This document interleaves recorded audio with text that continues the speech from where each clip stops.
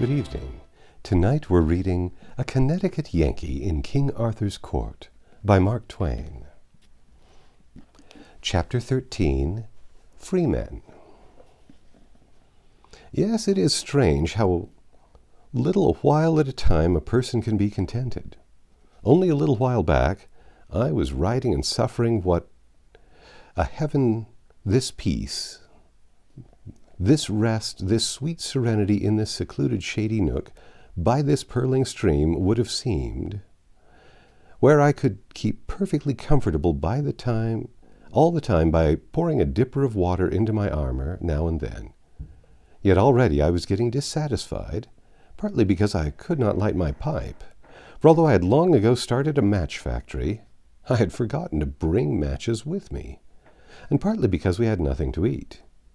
Here was another illustration of the childlike improvidence of this age and people. A man in armor always trusted to chance for his food on a journey, and would have been scandalized at the idea of hanging a basket of sandwiches on his spear.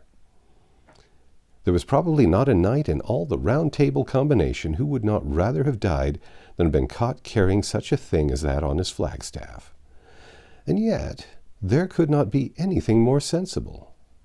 It had been my intention to smuggle a couple of sandwiches into my helmet, but I was interrupted in the act and had to make an excuse and lay them aside, and a dog got them. Night approached, and with it a storm. The darkness came on fast. We must camp, of course. I found a good shelter for the demoiselle under a rock, and went off and found another for myself. But I was obliged to remain in my armor, because I could not get it off by myself, and yet could not allow Aloud to help, because it would have seemed so like undressing before folk. It would not have amounted to that in reality, because I had clothes on underneath, but the prejudices of one's breeding are not gotten rid of just at a jump, and I knew that when it came to stripping off that bob-tailed iron petticoat, I should be embarrassed. With the storm came a change of weather, and the stronger the wind blew, and the wilder the rain lashed around, the colder and colder it got.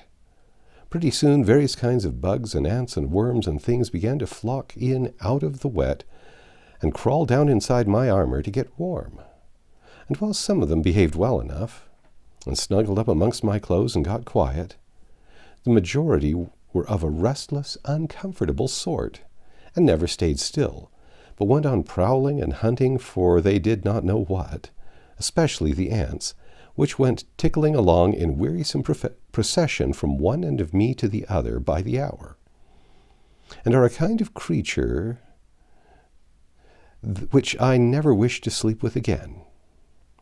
It would be my advice to persons situated in this way to not roll or thrash around, because this excites the interest of all the different sorts of animals and makes every last one of them want to turn out and see what is going on.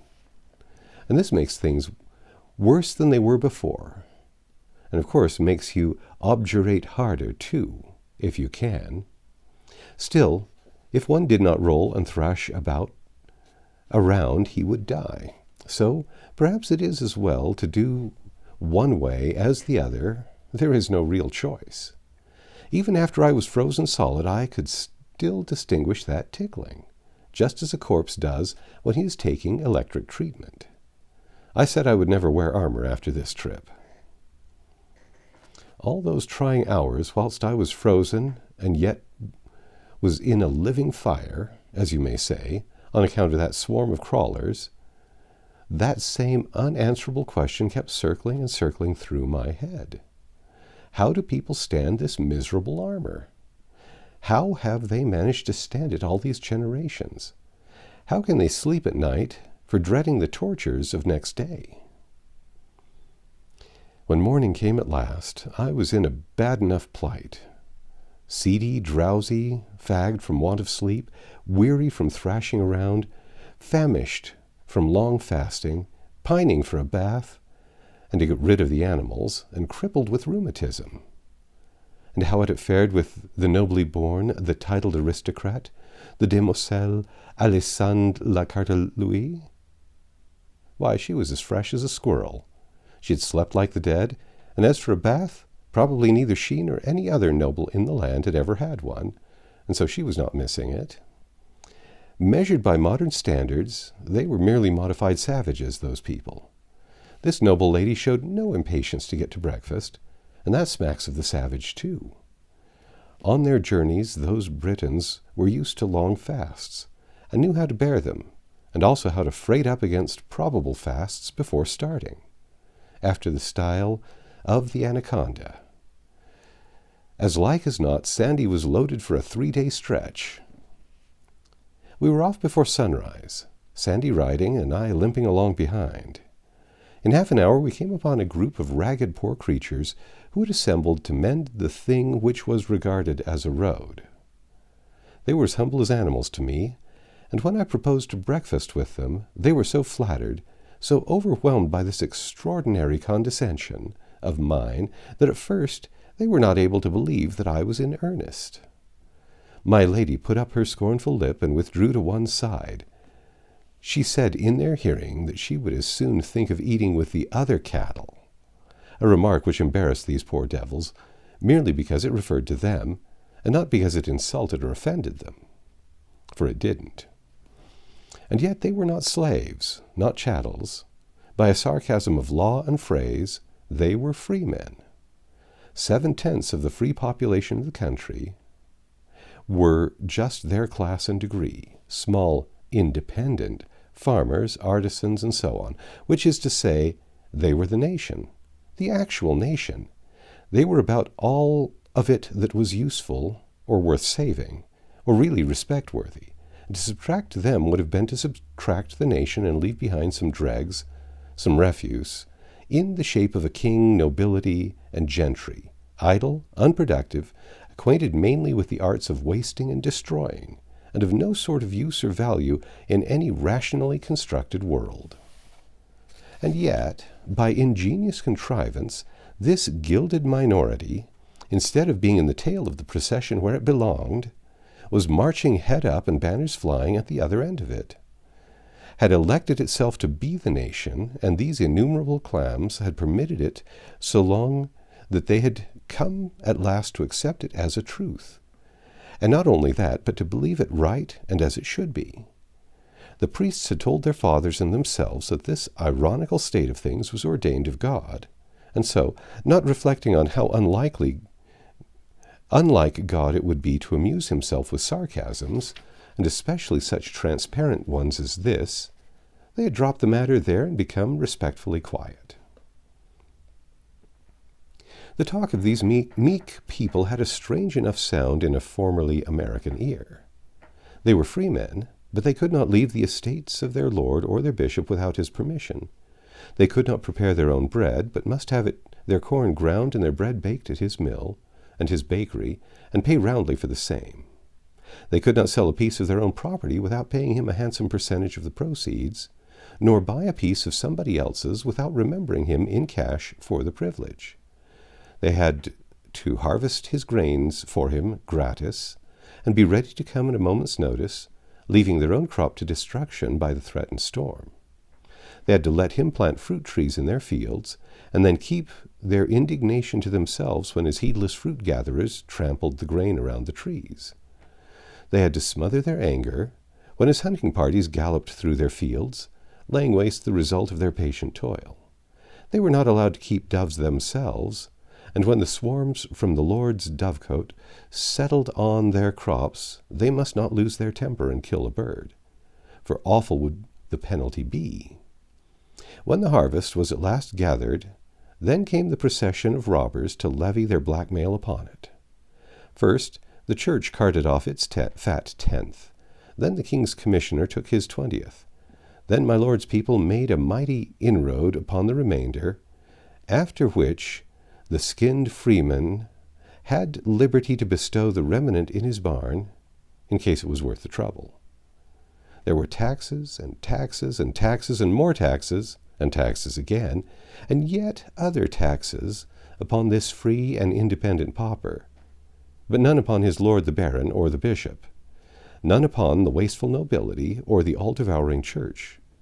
If the baron would sleep unvexed, the freeman must sit up all night after his day's work, and whip the pond to keep the frogs quiet. If the freeman's daughter, but no, that last infamy of monarchical government is unprintable.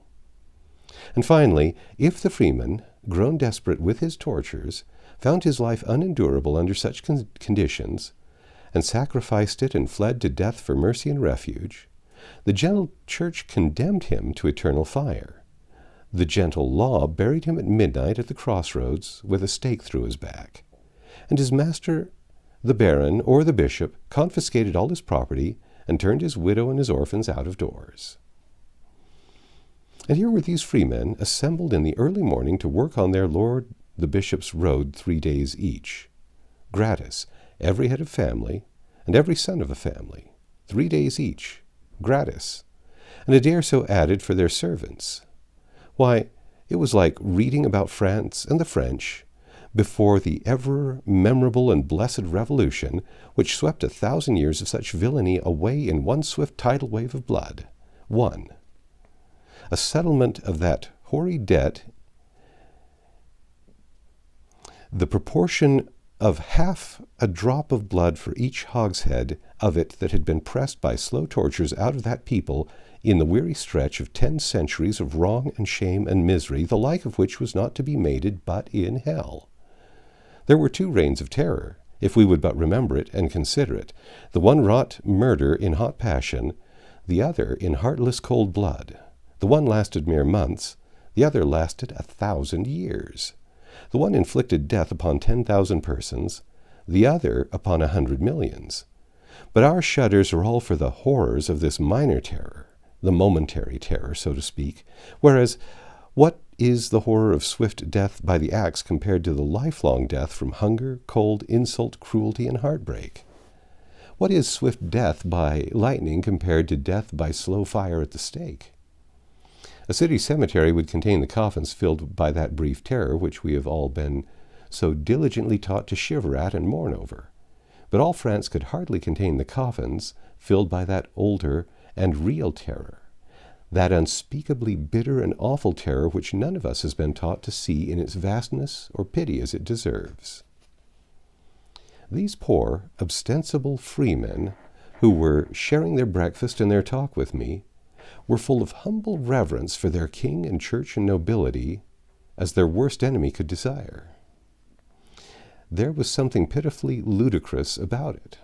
I asked them if they supposed a nation of people ever existed who, with a free vote in every man's hand, would elect that a single family and its descendants should reign over it forever, whether gifted or boobies, to the exclusion of all other families, including the voters, and would also elect that a certain 100 families should be raised to dizzy summits of rank and clothed on with offensive, transmissible glories and privileges to the exclusion of the rest of the nation's families, including his own.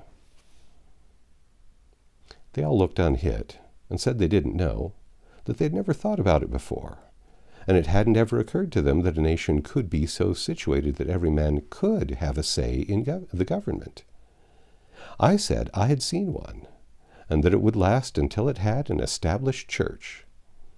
Again, they were all unhit, at first, but presently one man looked up and asked me to state that proposition again, and state it slowly, so it could soak into his understanding. I did it, and after a little, he had the idea, and he brought his fist down and said he didn't believe a nation where every man had a vote would voluntarily get down in the mud and dirt in any such way, and that to steal from a nation its will and preference must be a crime, and the first of all crimes. I said to myself, this one's a man. If I were backed by enough of this sort, I would make a strike for the welfare of this country, and try to prove myself its loyalist citizen by making a wholesome change in its system of government. You see, my kind of loyalty was loyalty to one's country, not to its institutions or its office holders. The country is the real thing, the substantial thing, the eternal thing. It is the thing to watch over and care for and be loyal to. Institutions are extraneous. They are its mere clothing, and clothing can wear out. become ragged, cease to be comfortable, cease to protect the body from winter, disease, and death. To be loyal to rags, to shout for rags, to worship rags, to die for rags, that is a loyalty of unreason. It is pure animal. It belongs to monarchy, was invented by monarchy. Let monarchy keep it. I was from Connecticut, whose Constitution declares that all political power is inherent in the people, and all free governments are founded on their authority and instituted for their benefit, and that they have at all times an undeniable and indefeasible right to alter their form of government in such a manner as they may think expedient. Under that gospel, the citizen who thinks he sees that the Commonwealth's political clothes are worn out, and yet holds his peace and does not agitate for a new suit, is disloyal. He is a traitor. That he may be the only one who thinks he sees this decay does not excuse him. It is his duty to agitate anyway, and it is the duty of the others to vote him down if they do not see the matter as he does. And now here I was, in a country where a right to say how the country should be governed was restricted to 6 persons in each 1,000 of its population. For the 994 to express dissatisfaction with the regnant system and propose to change it would have made the whole 6 shudder as one man. It would have been so disloyal, so dishonorable, so putrid black treason. So to speak, I was become a stockholder in a corporation where 994 of the members furnished all the money and did all the work, and the other 6 elected themselves a permanent board of direction and took all the dividends. It seemed to me that what the 994 dupes needed was a new deal. The thing that would have best suited the circus side of my nature would have been to resign the bossship and get up an insurrection and turn it into a revolution. But I knew that the Jack Cade or the Wat Tyler who tries such a thing without first educating his materials up to revolution grade is almost absolutely certain to get left. I'd never been accustomed to getting left, even if I do say it myself. Wherefore the deal, which had been for some time working into shape in my mind, was of a quite different pattern from the Cade-Tyler sort. So I did not talk blood and insurrection to that man who sat there munching black bread with that abused and mistaught herd of human sheep, but took him aside and talked matter of another sort to him. After I'd finished, I got him to lend me a little ink from his veins, and with this and a sliver I wrote on a piece of bark, "Put him in the man factory," and gave it to him and said, "Take this to the palace at Camelot, and give it into the hands of Amyas le Poulet, whom I call Clarence, and he will understand." "He is a priest, then?" said the man, with some of the enthusiasm went out of his face. "How? A priest? Didn't I tell you that no chattel of the church, no bond-slave of pope or bishop can enter my man factory? Didn't I tell you that you couldn't enter unless your religion, whatever it might be, was your own free property?" "Marry, it is so, and for that I was glad. Wherefore it liked me not, and bred in me a cold doubt to hear of this priest being there. But he isn't a priest, I tell you." The man looked far from satisfied. He said, "He is not a priest, and yet he can read?" "He is not a priest, and yet can read, yes, and write too, for that matter. I taught him myself." The man's face cleared. "And it is the first thing that you yourself will be taught in that factory." "I would give blood out of my heart to know that art. Why, I will be your slave, your—" "No, you won't. You won't be anybody's slave. Take your family and go along. Your lord the bishop will confiscate your small property, but no matter. Clarence will fix you all right." That's the end of chapter 13. Come back tomorrow and we'll read chapter 14, Defend Thee, Lord.